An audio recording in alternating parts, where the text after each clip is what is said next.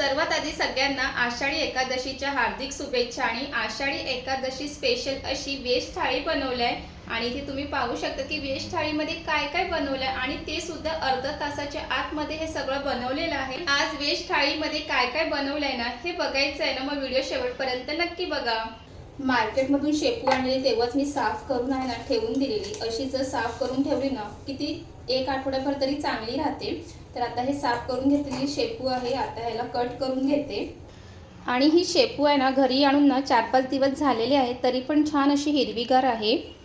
इथे तुम्ही पाहू शकतात मस्त हिरवीगार आहे। आणि आता ना ह्याला बारीक असं कट करून घेणार आहे।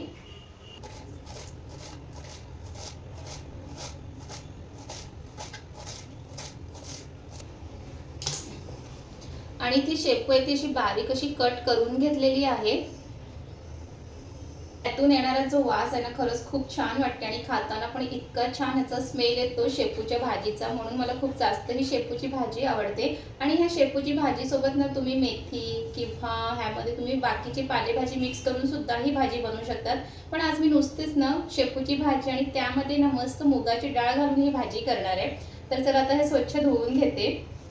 आणि कधी पण अशी पालेभाजी वगैरे धुवायची असेल ना की अशी जाळीदार टोपली घ्यायची, म्हणजे पाणी आहे ते सगळं निघून जाते। तर आता मी हे 4-5 वेळा पाण्याने धुवून घेते। आणि इथे शेपू आहे ती छान अशी धुवून घेतलेली आहे। आणि इथे मुगाची डाळ आहे ती मी आधीच भिजवून ठेवलेली, 10-15 मिनिटातच झालेले आहे आणि खूप छान लागते। आणि तुम्ही सुद्धा एकदा ना शेपूच्या भाजीमध्ये अशी मुगाची डाळ ना टाकून बघा, खूप चवीला भारी लागते। आणि त्यासोबतच बाकीचे साहित्य पण कट करून घेतलेली आहे। आणि या शेपूच्या भाजीसोबत ना मस्त असं कांद्याची फोडणी घालून ना वरण सुद्धा बनवणार आहे। त्यासाठीच मी सगळं साहित्य कट करून घेतलंय। ह्या साहित्यामध्येच ना मी शेपूची भाजीसाठी पण वापरणार आहे आणि डाळीसाठी पण वापरणार आहे। तर चला आता इथे हे सगळं तयार आहे आणि आता झटपट असं ना शेपूची भाजी ठेवायला घेऊया। आणि मी एका साईडला डाळ सुद्धा शिजवायला ठेवून दिलेली आहे। तर इथे तेल घालून घेतलंय। सर्वात आधी घालून घेते जिरं, बारीक चिरून घेतलेलं लसूण आणि मिरच्या। हे सगळं आता 1 मिनिट परतून घेणार आहे।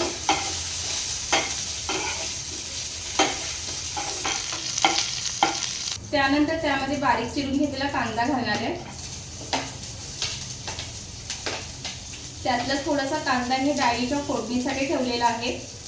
कांदा सुद्धा छान परतून घेणार आहे। कांदा इथे परतून झालाय, ह्यामध्ये घालून घेते टोमॅटो। टोमॅटो सुद्धा छान परतून घेणार आहे। आणि पालेभाजीमध्ये ना टोमॅटो घातलं की थोडंसं आंबटपणा येतो, त्यामुळे टोमॅटो नक्की घालायचं।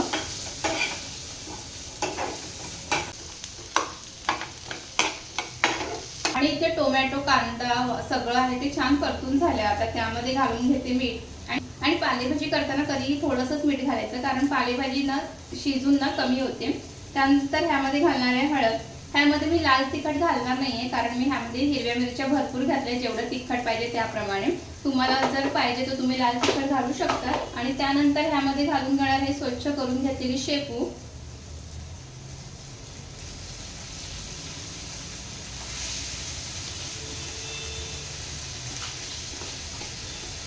आणि त्यासोबतच घालणार आहे हे मुगाची डाळ। आणि आता शेपू मुगाची डाळ हे सगळं छान मिक्स करून घ्यायचे आहे।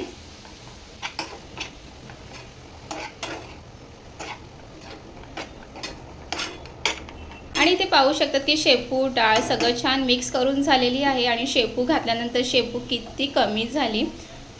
आणि आता ह्यावरती झाकण ठेवणार आहे आणि 4-5 मिनिटांनंतर बघूया। आणि आता इथे डाळ सुद्धा शिजून झालेली आहे, आता त्याची फोडणी देऊया।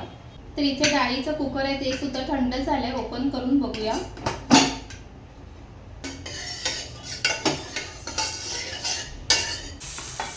तर इथे झाकण उघडून बघूया। तर परत एकदा हे मिक्स करून घ्यायचं आहे।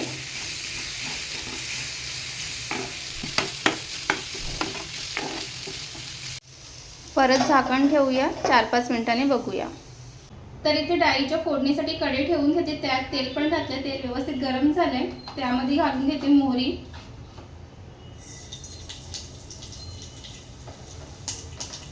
जिरं, आणि कढीपत्ता घालणार आहे आणि त्यासोबत घालणार इथे बारीक चिरून घेतलेलं लसूण आणि हिरव्या मिरच्या। हे सगळं इथे छान परतून घ्यायचं आहे, त्यामुळेच ना खमंग फोडणी बसते। त्यानंतर घालणार आहे बारीक चिरून घेतलेला कांदा आणि कांदा पण छान परतून घेणार आहे। आणि कधीतरी डाळीला अशी कांद्याची फोडणी देऊन बघा, डाळ खूप चवीला भारी लागते। आणि डाळ सुद्धा नुसतं डाळ आहे ना शिजून घ्यायची, ह्यामध्ये टोमॅटो मिरची काही घालायची नाही, सगळं काही ते फोडणीवरच घालायचं। तर इथे डाळ सुद्धा छान शिजून घेतलेली आहे आणि इथे आता कांदा परतून घेते। कांदा आहे ते परतून झालाय, ह्यामध्ये घालते टोमॅटो।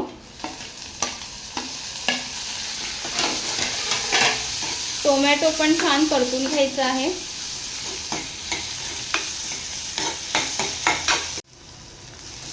तर इथे टोमॅटो आहे ते छान परतून झालेला आहे। आता ह्यामध्ये घालून घेणार आहे हळद, चवीप्रमाणे मीठ आणि जी डाळ शिजून घेतली आहे ना ती ह्यामध्ये घालून घेणार आहे।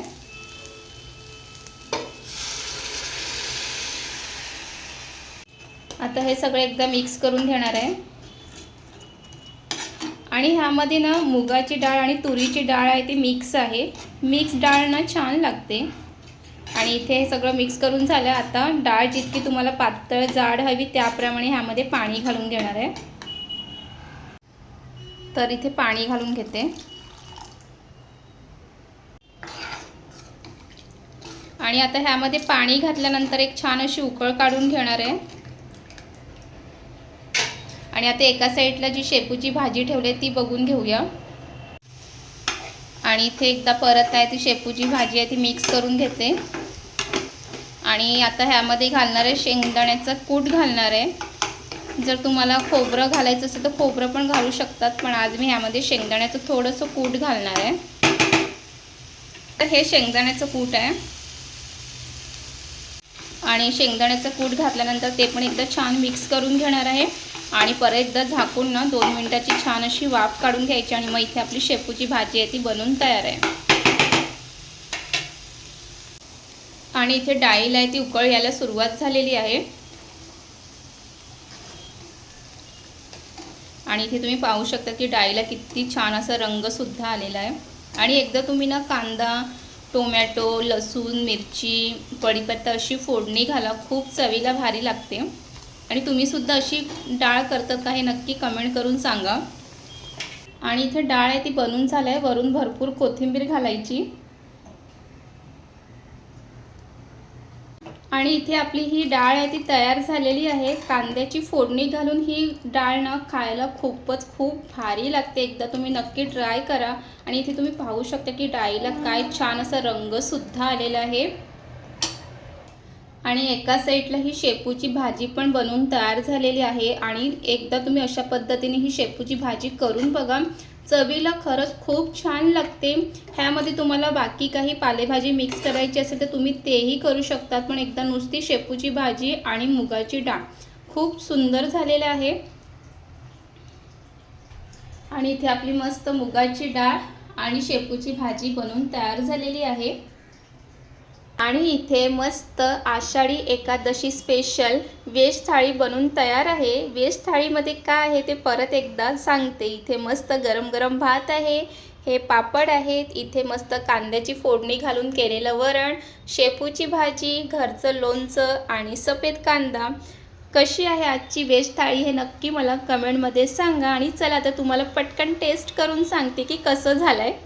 आणि अशी जर थाळी असेल आणि त्यामध्ये जर पापड असेल ना, माझं सगळ्यात आधी लक्ष तर त्या पापडकडेच जातं। मला नसे फ्राय केलेले पापड वगैरे खूप जास्त आवडते खायला। मस्त शेपूची भाजी केलाय, भातासोबत खाऊन सांगते कशी झाल्या।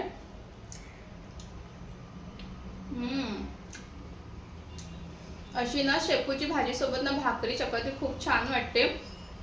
आणि त्यासोबत आणि हे आपलं घरचं लोणचं जे मम्मीने पाठवून दिलेलं लोणचं घरचं म्हणजे एक नंबरच आहे। वरण पण खूप छान झालं, मी आता गरम गरम मस्त जेवून घेते आणि तुम्हाला आपली व्हेज थाळी कशी वाटली हे नक्की कमेंट करून सांगा. आवडलं असेल तर लाईक करा, कमेंट करा, शेअर करा आणि आपल्या चॅनलला सबस्क्राईब केलं नसेल तर सबस्क्राईब करून घ्या. पुन्हा भेटूया. तिथपर्यंत मस्त खा, मस्त राहा. बाय.